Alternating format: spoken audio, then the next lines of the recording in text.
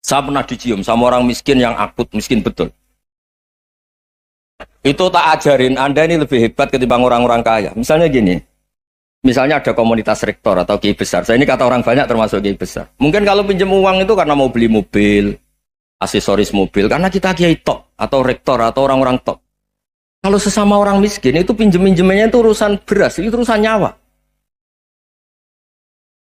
Keren mana? Nyelamatkan nyawa sama aksesoris mobil. Nyawa. Jadi pahala kamu pasti lebih besar. Itu senengnya jadi orang miskin terus keterusan sampai sekarang. Itu. Lo coba kalau menteri sama menteri, rektor sama rektor, kira-kira pinjamannya apa Pak Arso? Kan kalau mau beli mobil atau mau umroh VIP, pokoknya yang keren-keren. Kalau orang miskin pinjam karena apa? Makan kan? Beras kan? Makanya kalau yang sedang miskin monggo lah kalau ingin teruskan. Maksud saya Islam itu seenak itu. Islam itu segampang itu. Sudahlah yang sedang miskin ya keren. Karena sekali sosial itu urusannya apa? Nyawa. Tapi kalau miskin semua ya Indonesia bisa tutup kan. Ya sudah yang kaya-kaya itu saya mengatakan Indonesia karena bayar pajak yang menjadikan Indonesia berjalan. Tapi ya dipakai yang benar. Nah, begitu seterusnya. Ada kiai miskin cerita ke kita. Terus enak jenengan alim, terus punya santri banyak, bisa ngajar di mana-mana. Saya bilang, hebat kamu. Dia hidup di daerah tertinggal. Itu yang diajarkan kan hanya tauhid. Kan nggak mungkin desa tertinggal baca fikih perbandingan madhab. Kan nggak mungkin. Kalau yang kayak Pak Fajar, Pak Sadali kan nggak mungkin. Fikih perbandingan apa? Madhab. Menyorot madhab dunia. Kayak engke itu kan nggak mungkin. Tapi pertanyaannya, yang menyelamatkan masuk surga itu tauhid apa perbandingan madhab? Tauhid. Ini hanya mengajarkan fardu kifayah sunat-sunat. Ini Anda mengajarkan fardu ain. Surganya dulu kamu. Oh terus senangnya jadi kayak gitu. Karena yang diajarkan apa? Tauhid. Sementara kita yang gaya-gaya ini ajarkan perbandingan apa? Madhab, studi banding ke Al-Azhar kemana-mana. Ini enggak tauhid. Dari orang nyembah pohon jadi nyembah Allah Ta'ala. Keren enggak? Keren. Jadi terus kiai desa sama saya senangnya bukan mereka karena tak bela. Tapi ada yang agak kurang ajar tanya saya. Kalau itu hebat kenapa Gus gak mau jadi kiai desa? Waduh. Wah ya repot kalau pertanyaan. Terus tak jawab, kalau saya jadi kiai desa, kamu ngangsu ilmu dari mana coba? Ya dari jenengan. Ya kalau sama gobloknya ada bisa. Ya sudah Gus aja yang jadi kiai besar saja. Maksud saya, ya sudahlah kita begini seperti yang saya ajarkan di sini, saya sarankan supaya orang itu tahu. Nah, ini namanya diroyah, apa?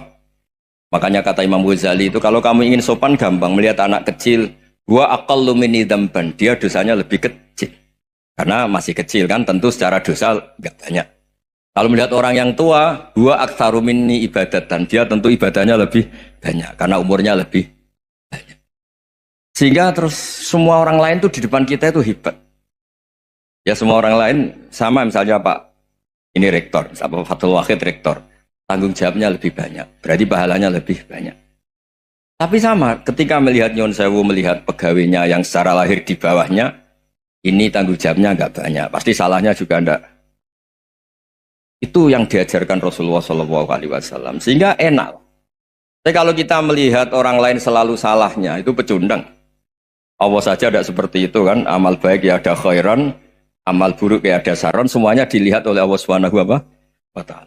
Saya itu punya teman Gus, agak beling, agak seenaknya. Dulu miskin. Wah itu seenaknya betul. Kayak kenal Tuhan sudah. Tak tanya, kenapa kamu seenaknya? 1 bulan tuh labanya bisa 200 juta sampai 500, sampai 1 miliar. Saya itu Gus, setelah duha itu perkembangannya bagus. Duha, salah duha itu. Saya pernah miskin, kan kata apa? Ingkana rizki fisama, wa ingkana qalilan, ya kalau fisama fa'anzilu, terus wa ingkana qalilan fakasirhu, kalau sedikit perbanyak. Ini trennya sudah benar semua. Nah, wa ingkana ya haraman fatahirhu, kalau haram yang kau sucikan. Makanya saya seenaknya, kalau qalilan sudah fakasiru, paling trennya yang enggak benar juga fatahirhu, kata Mas. Dia yakin kalau yang enggak benar-benar sudah disucikan Allah, karena yang lain-lain sudah Dari miskin sudah kaya, qalilan sudah fakasiru. Paling yang haroman juga sudah fatohiru gitu. Tak tanya, lah kamu kok tahu? Polanya sudah ada Gus, karena sang qalilan. Wah, kamu sembrono sama Tuhan kok begitu kan?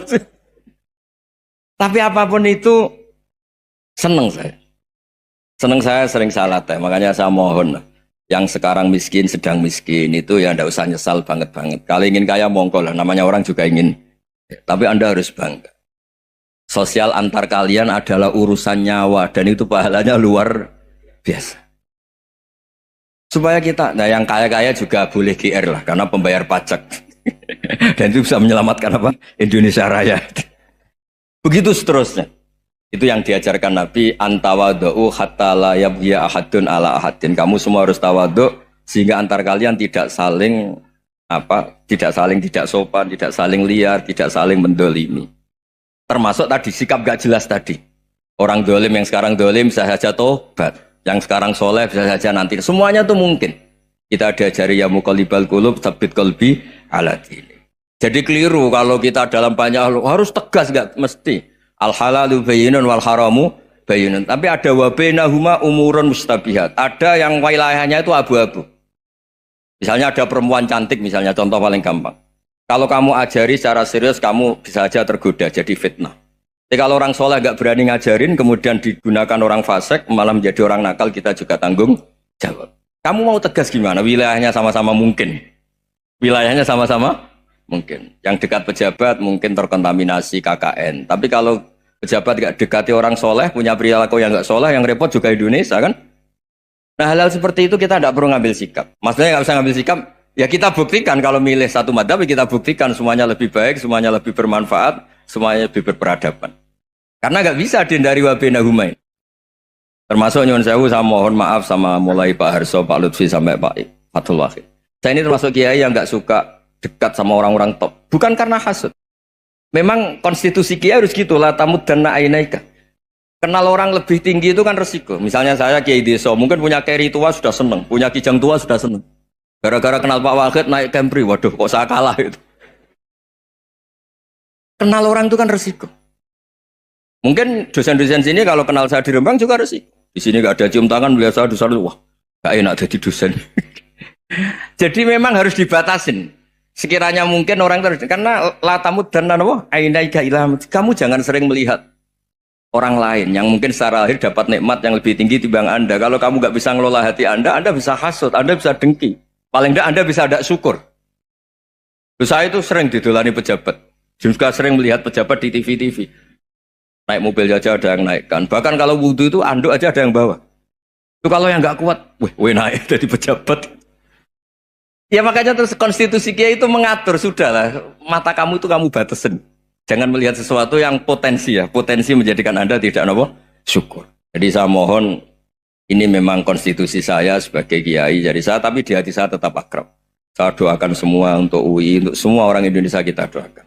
Kita ingin semuanya tambah baik, tambah. Tadi katanya mau naik kelas ya. Kalau naik kelas dari rumah saya niatkan mari mengkaji diroyah. Diroyah itu melogikakan riwayat.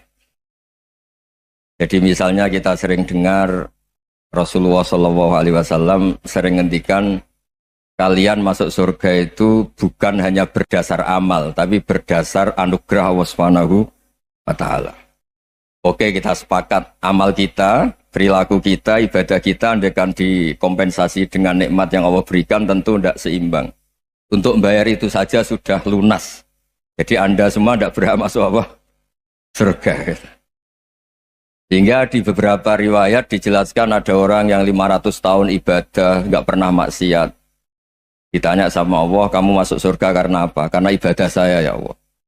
Ya sudah, surga kamu 500 tahun saja, karena ibadah kamu 500 tahun. Ini cerita umur-umur orang dulu.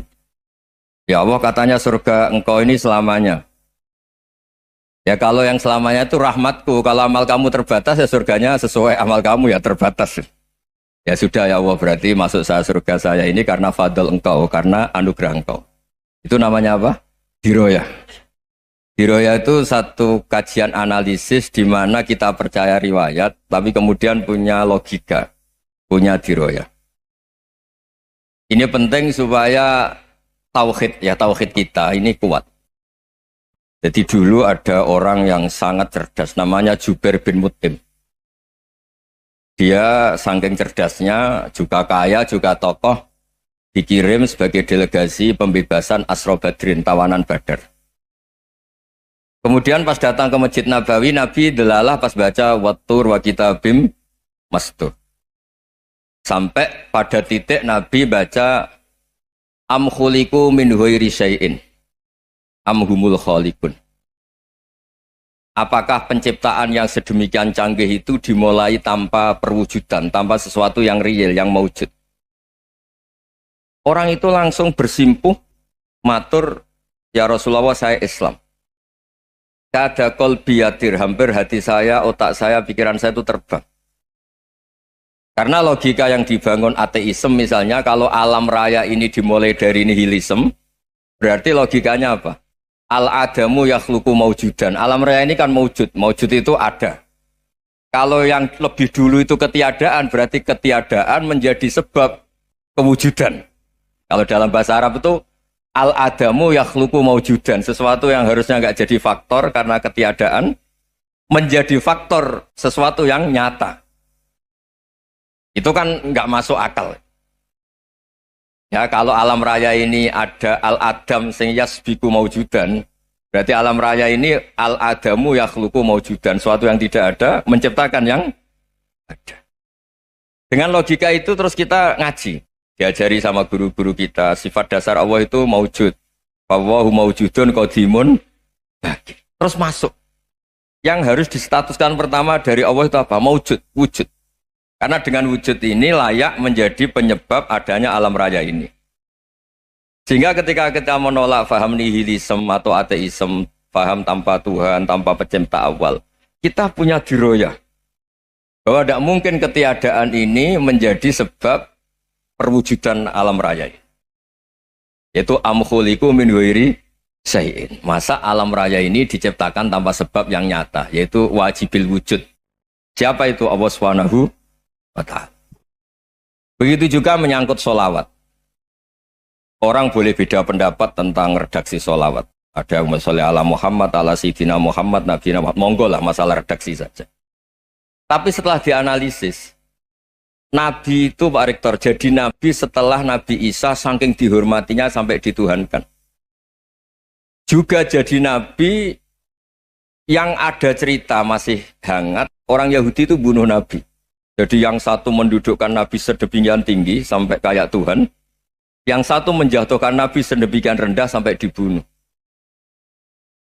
Kayak apa susahnya jadi Nabi Muhammad SAW. Kemudian dengan gampang Hadaddin agama ini bikin syariat yang bernama sholawat. Redaksinya monggo lah sesuai tradisi masing-masing. Allahumma sholli ala Muhammad, Allahumma sholli ala Sayyidina Muhammad, ala Nabiyina Muhammad, monggo lah. Tapi yang jelas redaksi ini kalau didiroyah dikaji, Allahumma itu Tuhan, Tuhan itu pemberi. Wa Muhammadun wa in jalla qadruh abdun min ibadi. Muhammad apapun tinggi derajatnya tetap berstatus hamba. Sehingga agama ini terjaga oleh syihotus sholawat. Agama ini terjaga oleh redaksi sholawat. Yaitu Allah tetap pemberi sebagai Tuhan yang enggak tersaingi, la syarikalah. Rasulullah Muhammad wa in jalla qadruh. Apapun prestasinya, bisa mi'raj, bisa apa saja, tetap seorang hamba yang butuh muhtajun ila rahmatih. Jika redaksi Allahumma sholli ala Muhammad ini mengukuhkan yang Tuhan tetap Tuhan, hamba pilihan tetap hamba pilihan. Tentu dengan redaksi ini kemudian kita mendudukkan Nabi benar-benar posisi terhormat. Yaitu orang yang paling berhak dapat askat tahiyat, mendapat penghormatan Allah paling tinggi, yaitu Rasulullah Muhammad SAW. Dan itu diulang-ulang oleh Allah. Subhanalladzi asra bi'abdi. Status hamba ini diulang-ulang. Lagi-lagi ini bernama diroyah. Bernama apa? Contoh ketiga misalnya fihi ayatum bayinatum maqamu Ibrahim. Dulu orang Yahudi itu ada diskusi masif. Syaratnya Nabi itu mbah-mbahnya harus Nabi. Harus keturunan Nabi. Kemudian semua Nabi rata-rata di Palestina, di Syam. Lalu Muhammadnya asal-usulnya dari mana? Tahu-tahu orang Arab kok Nabi, padahal orang Arab itu dulu jahiliyah. Walhasil terus diceritakan bukti Muhammad ini turunan Ibrahim adalah ada jejak kaki Nabi Ibrahim di dekat apa? Ka'bah. Fihi ayatum bayyinatum maqamu Ibrahim. Kalau Nabi Ibrahim pernah di Mekah, artinya beliau pernah meninggalkan turunan yang di Mekah. Yaitu bernama Nabi Muhammadun sallallahu alaihi wasallam. Itu disebut fihi ayatum bayyinatum maqamu Ibrahim. Nah, itu namanya diroyah. Diroyah itu satu perilaku keseharian kita beragama, kemudian tahu logikanya. Yang keempat misalnya, mangkana yu'minu billahi wal yaumil akhir falyukrim apa? Jaro. Orang yang iman karena Allah dan Rasul, maka memuliakan tetangganya.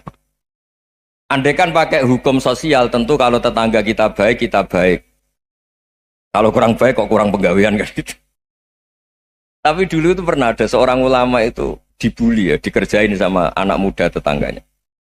Pak Kiai datang ke rumah saya, orang ini datang. Kemudian setelah di rumahnya, saya tidak jadi butuh sama Pak Kiai, silahkan pulang. Itu Kiainya senyum menikmati. Dan itu terulang 3 kali.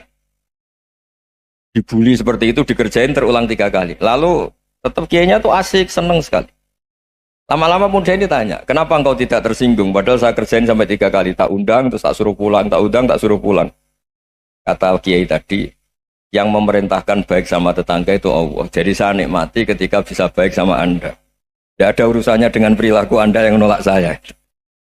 Nah itu terus kita tahu, memang motifnya kita baik sama tetangga karena iman sama Allah dan Rasul, bukan hukum kompensasi sosial. Jadi kalau mau diteruskan Pak Rektor, saya ngajar di sini ya karena perintah Allah itu orang alim harus ngajar, bukan karena perintah Rektor. Kalau diteruskan. Ya saya mohon juga gitu para dosen, para karyawan di sini kalau nggak khianat dengan UI itu karena takut sama Allah, jangan takut sama Rektor. Kalau Anda baik juga karena Allah, jangan baik karena apa? Rektor. Bagaimanapun ya semua kita ini makhluk. Makhluk itu la yadurru wa la yanfa. Begitu juga melihat Indonesia. Melihat saya ini kan ikut di UI itu lama sekali, ikut sama Profesor Zeni, dari Profesor Zeni nulis tafsir. Mungkin Pak Hersoyo tahu banyak, dulu Pak Lutfi ya tahu banyak. Tapi saya memang nggak pernah terbuka karena ya memang nggak ingin sebenarnya. Kondisi ini kondisi darurat. Sehingga saya tahu cara berpikir Profesor Zeni, ya tahu komitmen beliau pada UI. Dan pendiri UI memang ya banyak yang dari tokoh NU, Muhammadiyah, dari tokoh-tokoh ormas yang lain memang didirikan banyak orang. Hingga UI memang nggak milik ormas apa tertentu. Dari satu sisi memang baik, nggak dikuasai ormas tertentu. Tapi nanti kalau keterusan ya nggak berbentuk. Ya sudahlah dikelola saja. Sambil-sambil jelas, sambil-sambil kadang nggak jelas. Yang penting ikhlas tadi. Karena kalau terlalu asobia itu jadi repot. Kita ini yang nekuni fikih itu tahu. Kalau nggak kuno itu madhabnya Hanafi. Kuno itu madhabnya Syafi'i. Tahu-tahu seakan-akan Imam Syafi'i itu NU, Imam Abu Hanifah itu Muhammadiyah. Padahal ini orang-orang yang sebelum NU dan apa? Muhammadiyah. Jadi kalau kita yang nekuni ilmu itu biasa saja dengan perbedaan. Tapi kalau orang-orang yang nggak siap dengan perbedaan itu sampai Allah disifati Ta'ala itu tidak terima. Padahal Ta'ala itu maknanya Maha Luhur, yang Maha Agung. Jadi ada seorang kiai kebetulan pidato pertama Pak Rektor. Assalamualaikum warahmatullahi ta'ala wabarakatuh.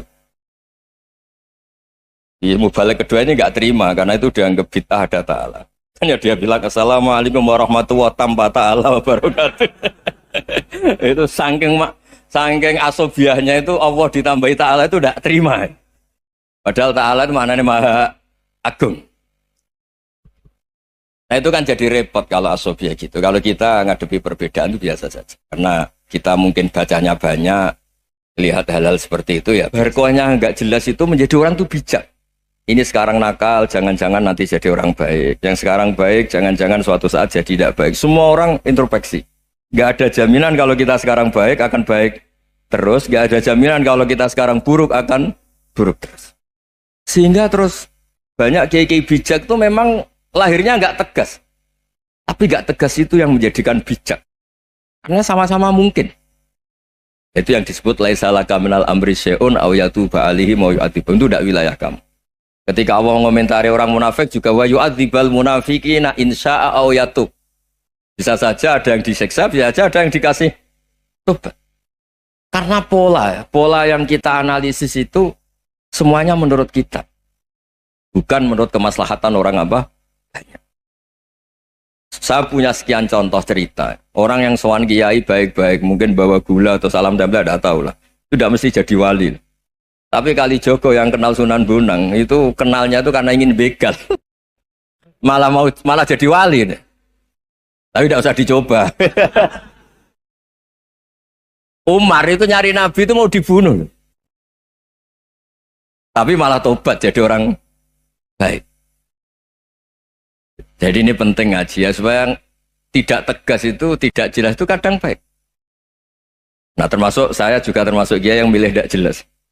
Saya sering gojlok gini, Fajar Hadili ini murid-murid saya sering saya gojlok. Kalau semua sistem pendidikan kayak kampus, kayak UII, kayak UIN semuanya, itu sistem yang bagus karena tertib, jam kuliahnya jelas, mata kuliahnya jelas. Kalau di pesantren itu Pak Harso itu nggak tertib, tapi justru itu enak ketemu di jalan orang berani tanya. Nah ini kalau mbak-mbak misalnya menstruasi, mau belajar haid nunggu semester berapa baru tahu. Itu bisa sekian tahun nggak sholat karena nunggu pelajarannya baru diterangkan. Mau haji juga gitu, nunggu mata pelajaran haji. Kalau nggak jamnya, nggak mau dosennya ngajarin. Ya, kalau kiai kan enggak, ketemu di jalan tanya, dijawab. Jam berapa juga dijawab. Artinya Indonesia itu berkah, ada sistem kampus yang tertib. Ya semoga termasuk tertib gajinya. Tapi tertib gajinya itu juga sebenarnya rugi. Saya sering ada pegawai negeri Gus, tolong doain saja di PNS enak jadi. Gajinya tetap. Kata saya nggak mau kalau gaji saya tetap. Kok bisa Gus enak tiap bulan mesti dapat gaji. Kalau tetap nggak naik-naik kata saya.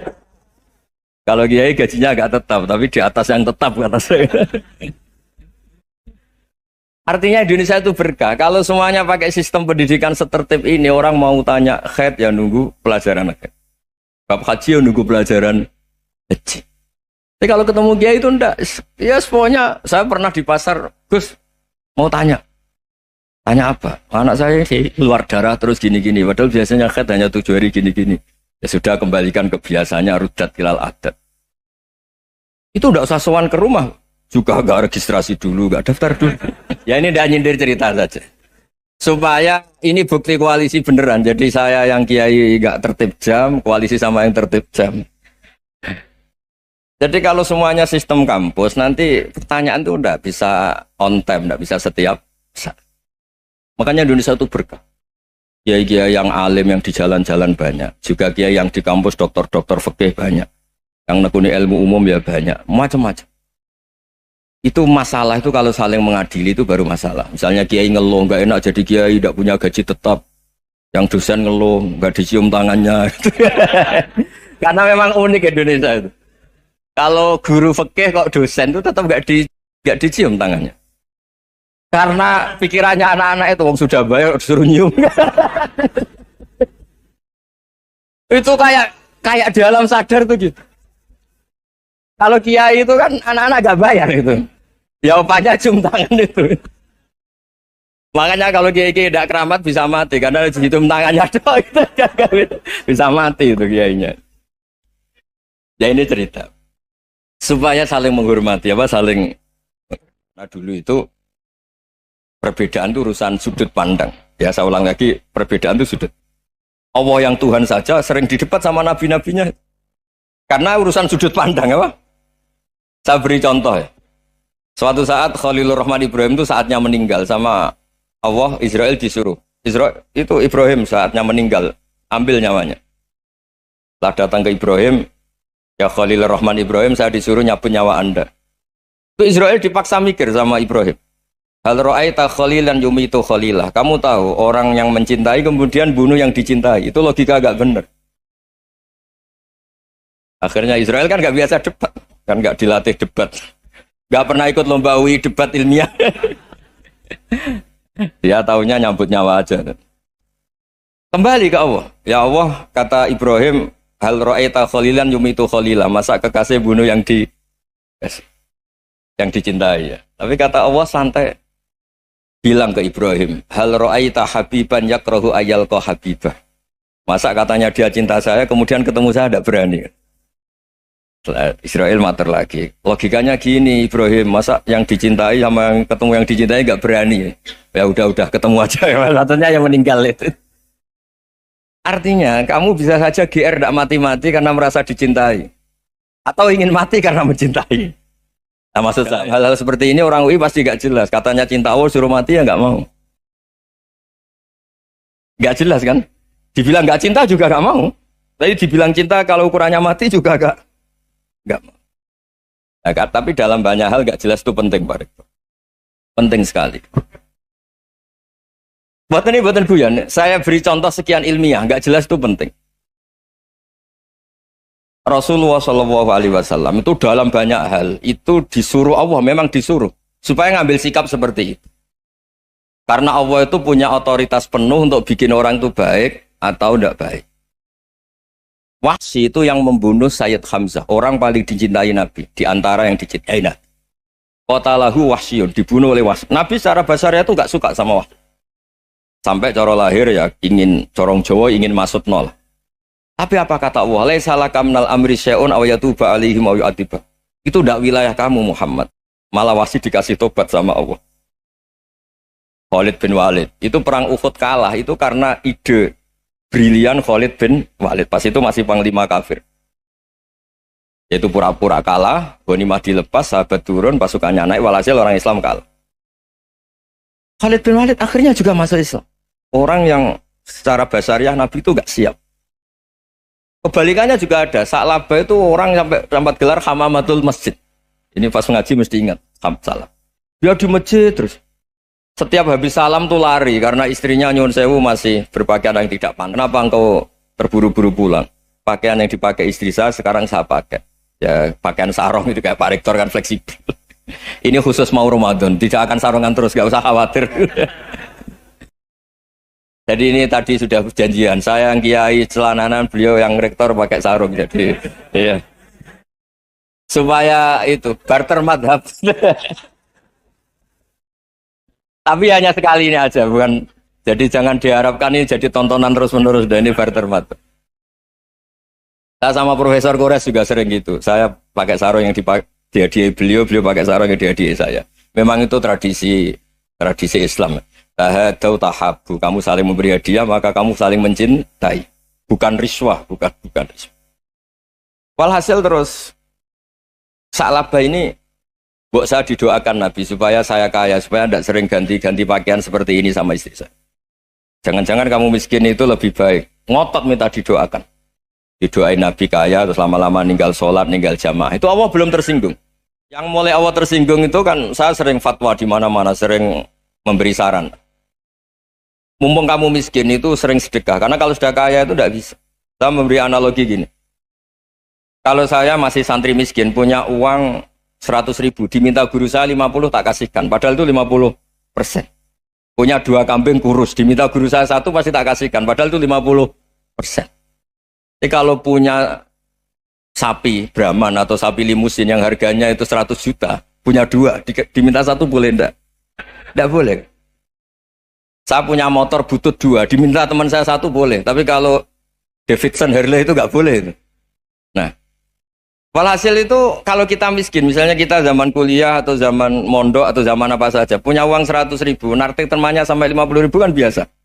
Tapi setelah 1 miliar, berani nggak kamu kasihkan 500 juta? Sama-sama 50%. Enggak kan? Nah, Sa'labah gitu, ketika zakat masih per 40 kambing 1 kambing itu sebenarnya kan masih ringan. 41, 82. Kambingnya itu sudah mabenal jabalen. Barang dihitung zakat karena sudah ribuan, jumlahnya sampai 400 kambing. Banyak lah pokoknya. Terus kata Sa'labah, ini pemerasan. Karena jumlahnya besar.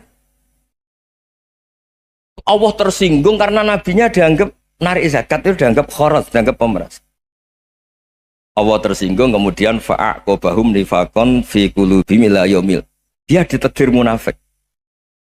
Semenjak itu terus tadi kembali gak jelas tadi. Jadi kalau makanya itu pakar-pakar akhlak ya, pakar-pakar etika peradaban. Itu tertampar betul ketika Nabi urusan ilmu itu mengabaikan itu kalau sudah urusan ilmu. Misalnya begini, ada urusan ilmu, ada mbak-mbak cantik atau ibu-ibu cantik. Itu dalam Islam itu diajarkan jangan sopan-sopan banget. Kata Nabi, karena kekuatan ilmu itu di atas kekuatan akhlak, di atas kekuatan adab. Ya nisa an-nabi lastunna ka ahadim minan nisa. Ini taqaitunna fala takhdu'na bil qaul. Fa yatma alladzi fi qalbihi maradun. Misalnya ada babak cantik, menarik, kemudian sopan misalnya sama Pak Fajarin sama dosen-dosen. Monggo binara. Wah itu bahaya pikirannya kemana-mana itu. Orang yang imannya pas-pasan, wih berarti mau. Maksud saya kalau cantik, menarik, ketemu di jalan, biarin aja dosennya mau kemana, biarin aja. Gak usah dihormatin. Kalau dihormatin, Pak mau kemana sadereno bisa bahaya. Nah, biarin aja. Kalau tanya, Dek ini alamatnya mana? Cari sendiri Pak. Karena hanya dengan cara itu, si Pak dosen ini gak kepikiran. Gak ada orang suka orang kedus itu gak akan.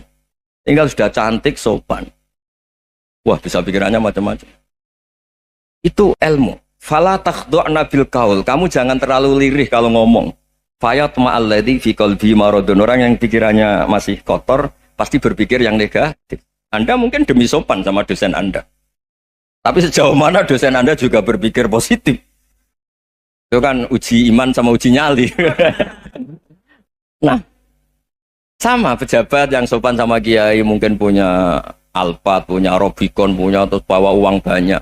Terus sama kiai cium tangan hormat. Jangan-jangan kiainya yang pikirannya macam-macam.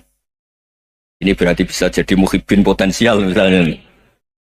Nah, saya ini termasuk kiai yang pengagum ilmu. Sehingga saya sama orang yang medit, yang kikir sama saya itu saya senangnya bukan main. Kenapa? Karena kalau orang medit itu gak berhak. Kalau orang lomo 1 juta minta surga, 2 juta ya minta apa? Surga. Gus, salam template 200.000 aja kadang minta surga. Tapi kalau yang kikir-kikir ya sudah salaman tok sudah. Gak minta apa-apa kan dia tahu diri, oh gak bayar kok minta. Maksud saya Islam itu luas, dinikmati saja Pak. Dinikmati saja. Nah itu diroya, maksudnya itu diroya. Diroya itu kamu tahu aturan Islam itu kamu harus yakin khairihi wa syarrihi minallah. Semua itu ujian, tapi kemudian dikaji. Makanya saya ini termasuk pengagum Imam Syafi'i. Imam Syafi'i itu dikasih tahu.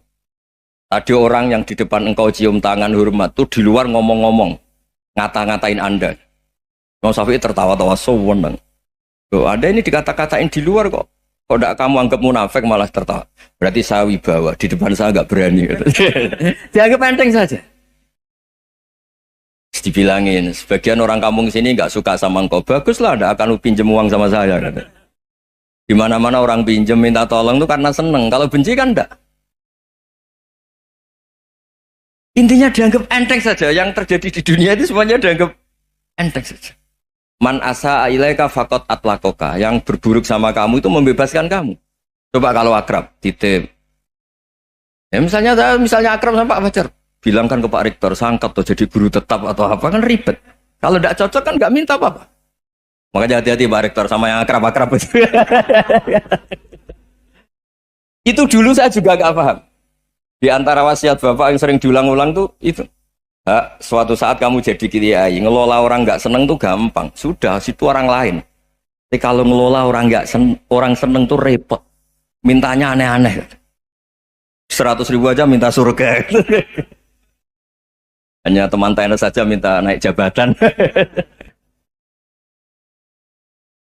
Intinya itu ya sudahlah dikelola. Yang seneng ya berkah, mungkin teman berjuang, teman diskusi. Yang nggak seneng ya berkah, karena ini tidak minta macam-macam, tidak seneng. Nah itu namanya diroya. Diroya itu satu kajian keilmuan yang menjadikan kita ini nyaman dengan riwayat-riwayat panduan-panduan dari Rasulullah Shallallahu Alaihi Wasallam kayak tadi. Kenapa sih tentang baik sama tetangga, baik sama tamu? Hitung-hitungannya itu mangkana yu'minu billahi wal yaumil akhir. Ya, ngoten mawon. Assalamualaikum warahmatullahi wabarakatuh.